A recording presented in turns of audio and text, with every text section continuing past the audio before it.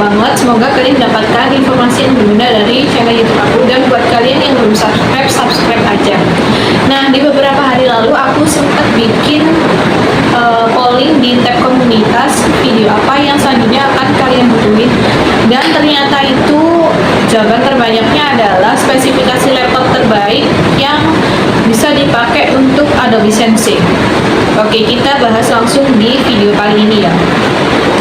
Sebelumnya aku mohon maaf kalau suaranya agak nggak jelas karena di tempat aku lagi hujan. Kalau kalian videografer atau kreator pasti udah nggak asing lagi sama yang namanya Adobe Sensei. Ini adalah fitur artificial intelligence yang membuat proses editing jauh lebih cepat dan efisien. Tapi ada kabar buruknya, di mana nggak semua laptop itu match untuk fitur AI di Adobe Sensei. Jadi aku bakalan kasih tahu spesifik laptop yang cocok atau match untuk menjalankan fitur AI di Adobe Sensei yang bikin proses editing kalian tuh nggak ketinggalan sama yang lain.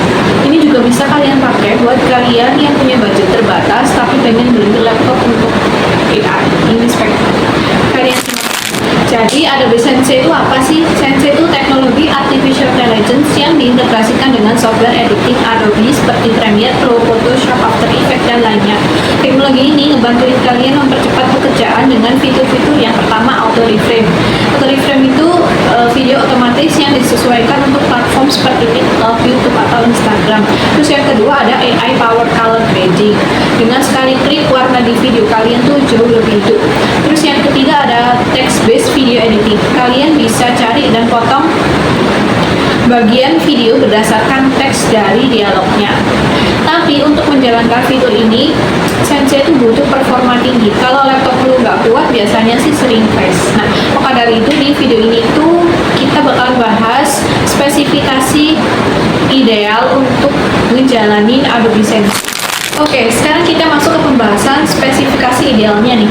Kalau untuk prosesor, kalian bisa pilih minimal Intel i7 generasi ke-12 atau AMD Ryzen 7 5800H.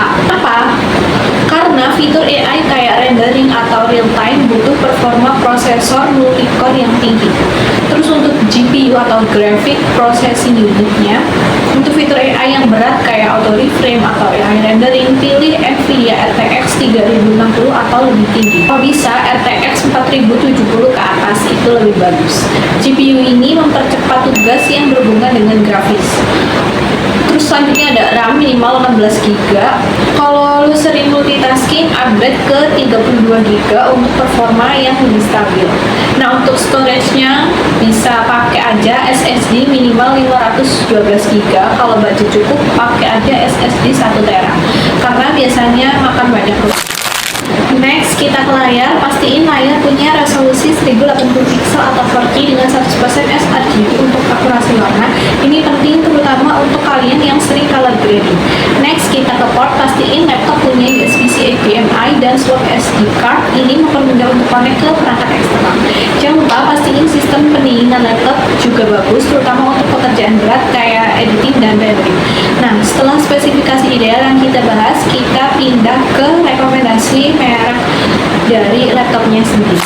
Terus merek ada MacBook Pro M2 tahun 2024, price-nya kisaran 35 sampai 50 juta. Kelebihannya chipset M2 Pro atau M2 Max sangat efisien dan mendukung AI processing dengan baik. Merek kedua ada Dell XPS 15 tahun 2024, price-nya kisaran 30 sampai 45 juta. Kelebihan desain premium, layar OLED, GPU RTX 4060 cocok untuk color grading. Next ada Asus ROG Zephyrus G14 tahun 2024, price-nya kisaran 25 sampai 35 juta. Kelebihannya performa tinggi dengan Ryzen 9 dan RTX 1070.